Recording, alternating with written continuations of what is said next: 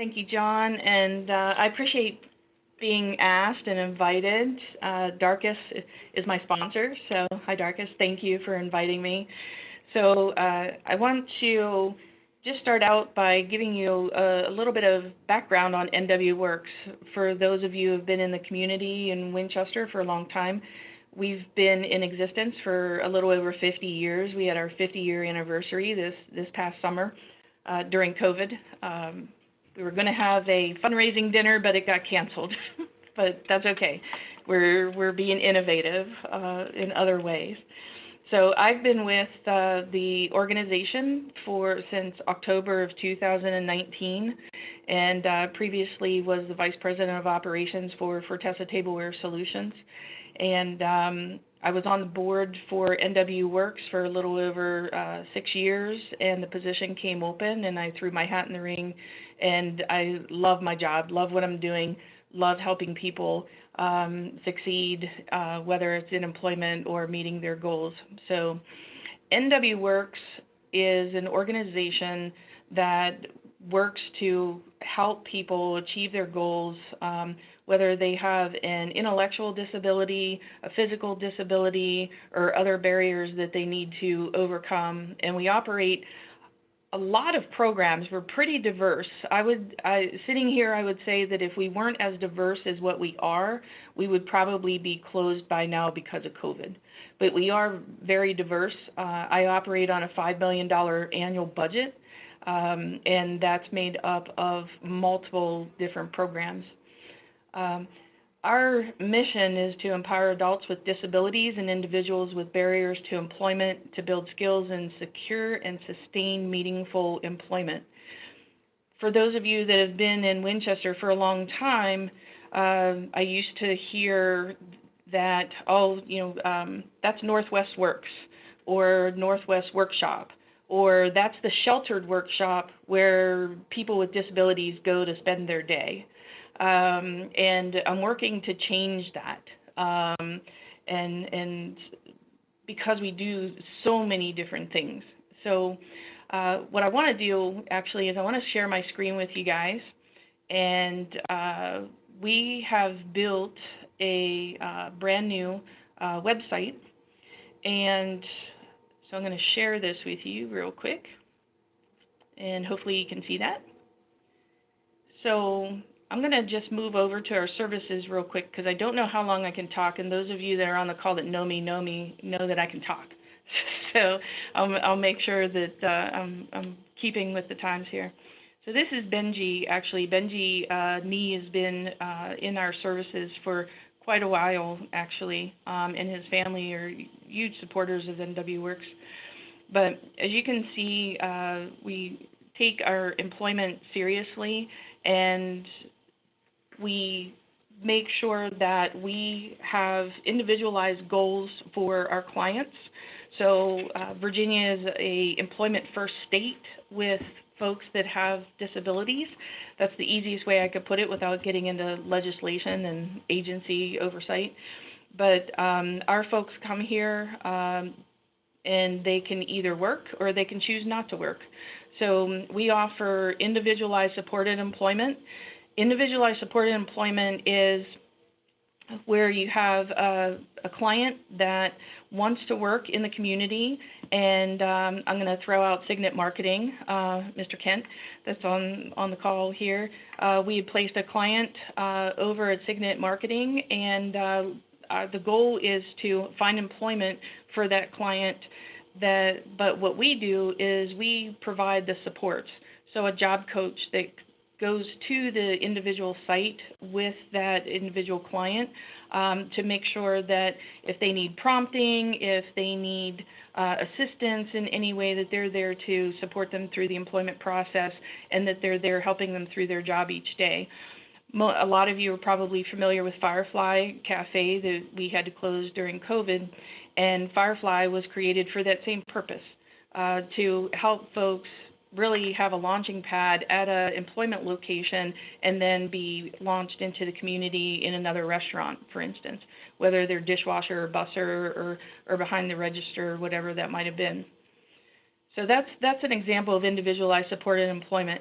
Group supported employment, we have contracts with Kohl's Distribution, Riviana Pasta, Trex, and multiple other business manufacturing locations where our clients will go to Trex.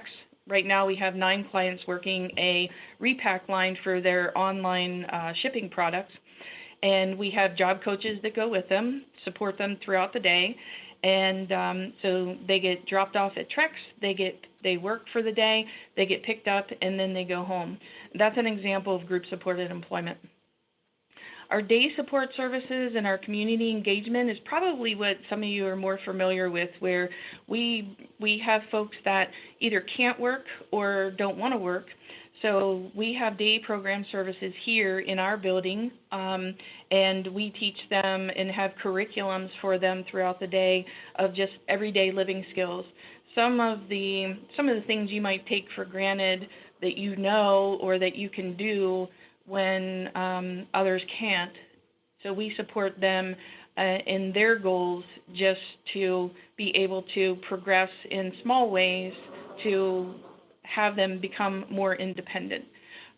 Community engagement program, you may see some of our folks out in the community and volunteer.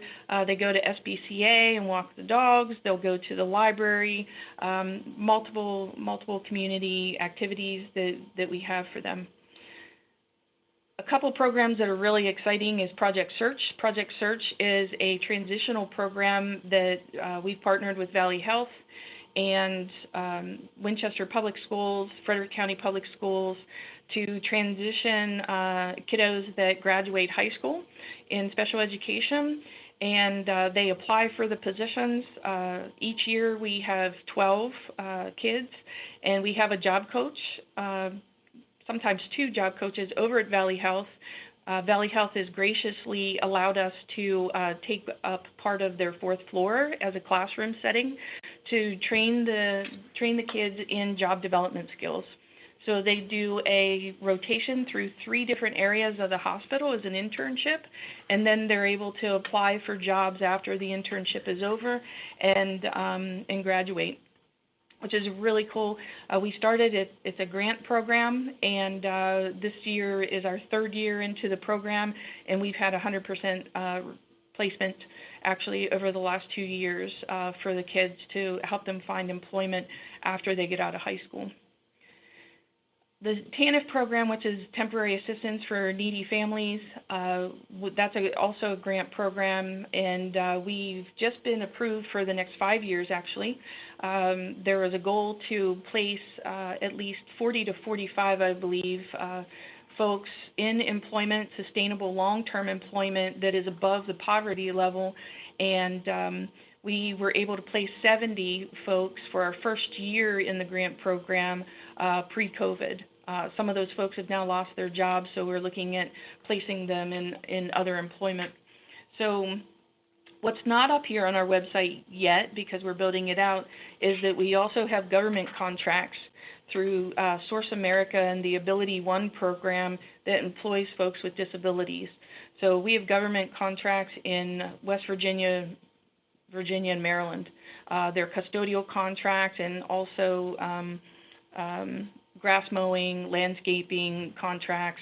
So once again, we have job coaches that work with our clients, that prompt our clients, that help to support them during their day whenever they're at work.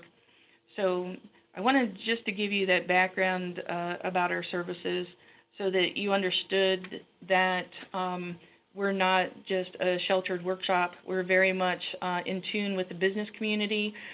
We run a repack, and I'll offer tours to anybody that wants to come in for a tour. Just let me know. But we offer tours or we employ folks and partner with HP Hood. We have 3 repack lines for lactate, creamers, and milk in our warehouse area, and it's just like you're walking into a manufacturer. It's a production repack, so we're repacking for Aldi and also Sam's Club, probably others that I'm not even aware of that HP Hood ships the products too. So we've had a longstanding business partnership with HP Hood, and internally we have work for folks. So what Benji's doing on this photo that you see is he's actually repacking kits. So we create production kits in our facility and partner with Rubbermaid, Mid-Atlantic Fasteners, Dixon Valve, and some others to do work that they either don't have the room to do in their own facility, or the work in itself is very repetitive. And our clients work really well with repetitive tasks. So that's just an example of what Benji's doing there. We're in the process right now of kicking off our new volunteer program this year. So we'll be taking volunteers to come in and work alongside our clients, help them either with community engagement activities or group day support activities. And we've also just kicked off our virtual services. Believe it or not, the government had not approved virtual group day services for our clients and our population just up until maybe a couple months ago, and the legislation actually expires March 12th.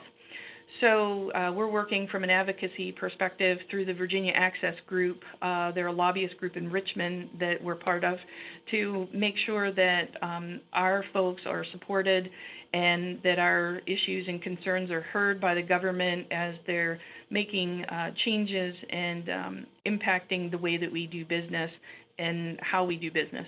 And I'm going to just throw out a quick example. NW Works holds what's called a 14C certificate that allows us to pay folks like Benji that does production work on a piece rate basis. That certificate program was supposed to end in 2024, and the Biden administration has actually pushed that up to May of this year. So as minimum wage increases and we look at how we're doing business and partnering with our businesses, we may be in a position where we have to pass along some of those costs over to our business partners for the work that we do for them. I still believe that we are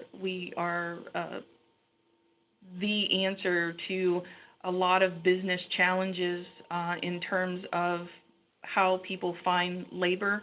That our folks show up to work every day. They're happy to work. They're glad to do the job.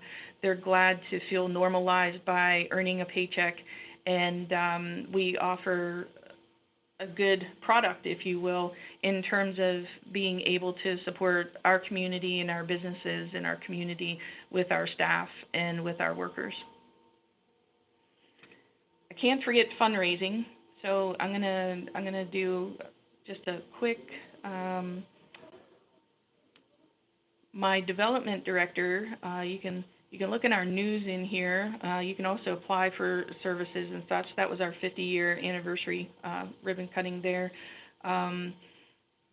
Forrest Lyman is a new board member, actually, for our foundation board. So he's there, and we have just fundraised and gained support for a new Atmos Air clean air HVAC system that was $40,000 that we've updated our facility with, so that our clients coming back into services feel safe. So where are we at right now with COVID? We are vaccinating our second vaccine today. Thank you if there's anybody on this call from the Virginia Department of Health and our local health department have come on site to provide vaccinations for our clients and our staff. So our staff are about 45% vaccinated, and we'll be opening the doors back up, taking clients back in to some of our services on March 15th with some of our residential group homes that we work and partner with because they've had their second vaccination. We're not mandating it, we're not requiring it, but they felt that it was safer for them to come back into service after they're vaccinated. So we'll be working on a lot of things in the facility, doing some fundraising for some additional technology and safety protocols, those types of things as we start back up. Unfortunately, we have been impacted by COVID. We lost 3 of our clients in the month of January to COVID, so not the best for morale at the time. But we're still here. Our staff is still here. We did do a layoff, but we have everybody back to work now. I expect us to come out of this a lot stronger than when we were coming into it because of COVID. I'll take questions if anybody has any questions. I'm going to stop sharing my screen, but please visit our website if you get a chance to.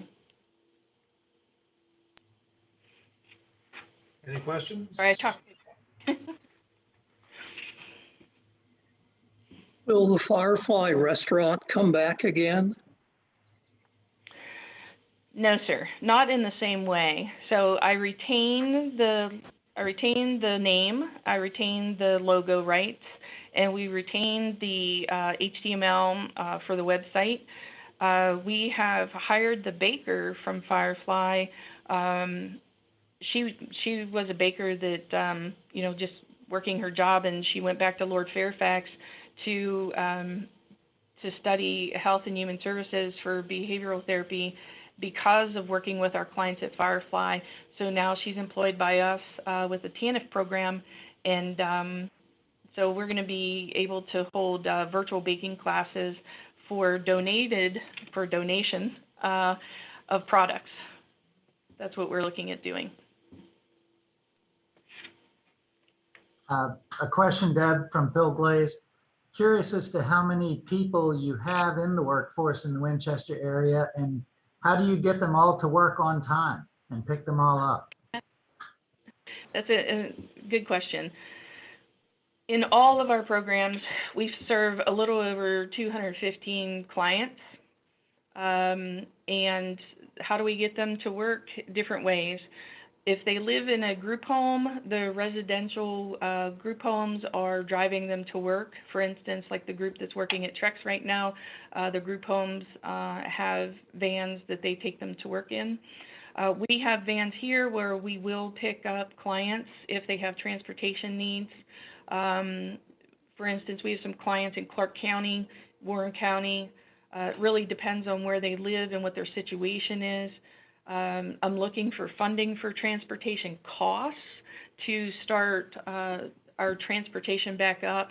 Coming into this organization and knowing that transportation is limited in the area, originally pre-COVID, we had sat down and wrote out a business case to provide transportation even for other agencies, partnering with folks like Faith Power over at the Laurel Center, or whomever, whatever agency might need somebody transported for employment. And that kind of went by the wayside with COVID. I won't say that it's a dead subject though, but we definitely need better transportation in the area. What do you cover? I'm trying to read Pam's question. Let me see.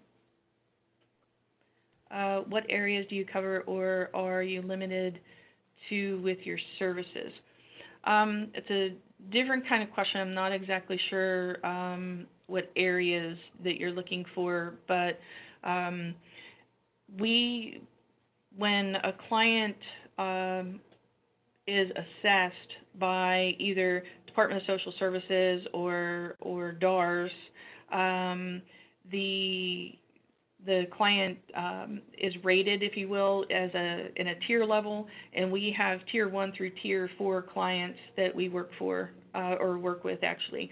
So if they have higher level behavioral issues, they may, for instance, go to Grafton to their school instead of coming here. So that really depends. Our service area, we actually, it's on my desk, hold on. We were just licensed yesterday to provide services in West Virginia because we're an accredited agency and we comply with all of the standards of CARF accreditation for agencies like us, we were able to obtain a license to operate in West Virginia. So I'm looking at a potential pilot location in West Virginia so that we can serve more folks in West Virginia other than just the folks that we serve in Virginia.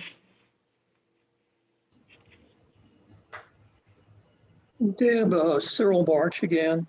Yes, sir. Could you describe the community assistance, kind of what the job description is and what would they do?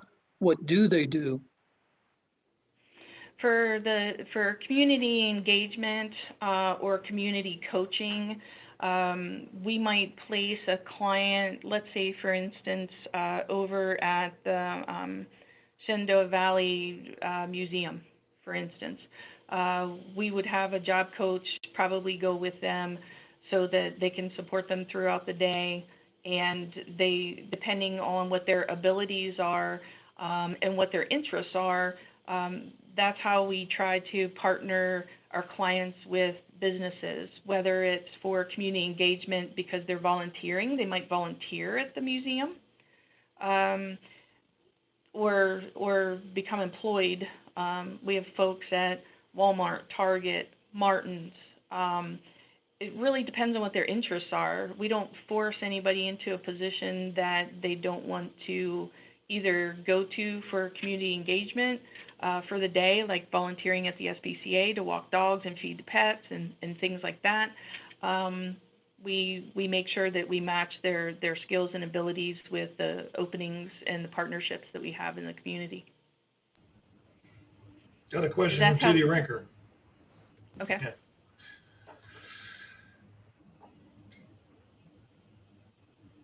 Judy. Oh, I did it through the chat. Deb, hey Deb, how are you? I just wondered, what jurisdictions do you serve now in Virginia? Yeah. So we are, it's districted through DARS, and we are in District 8, I believe. Oh, okay. And so we serve, we can serve folks from Harrisonburg north to us to, you know, again, transportation is sometimes is what, you know, it may not be overcome. That's another barrier that when we're talking about barriers to employment for people, transportation is a big one. And I'm sure if there's other nonprofits in this group, they'd agree with me. So, you know, it really depends on the situation. We have folks from Berryville. We'll go as far out to a little bit in Loudoun County, but not that far because they do have a lot of agencies that we partner with in Loudoun County and in Fairfax. So Thanks. I'm on a call every Wednesday, and if you're in an area or if you have somebody else in an area or in the state of Virginia that needs services, just let me know, because then I can get you in contact with the agencies like NW Works or similar to NW Works that might be able to help with placement. And I just saw a chat. I'll take this last one. Oh, compliment. Oh, Berry Global. Oh, thank you, Ernie. So we just started a contract with Berry Global. Love it. Our clients love it. It's meaningful work to them, and hope to develop that relationship into a long-term standing relationship with Berry Global. So I appreciate the compliment. Thank you. Okay. And I'll send out, can they contact you if they have any questions by email or something? Definitely. Okay. Yep, definitely. Email just dtaylor@nwworks.com. If you have any questions about anything, I'd be more than happy to help. Or a partner from a business perspective, or if you want to volunteer, come on out and as we start up our volunteer program. Fantastic. Thanks, I'll send Dave. that out as an email to everybody. I'll also add the comment that I toured NW Works as part of the Community Leadership Program back in 2014. It is definitely worth the look. It was a very interesting operation, and you'll learn a lot if you take advantage of the opportunity to tour it. Thank you very much for coming today, Deb. Thank you, John. Right. Thanks everybody for having me. I appreciate it. Have a great rest of your meeting. I'm actually headed out to get my vaccine. So there you go. I'll tell Les I said hi, by the way.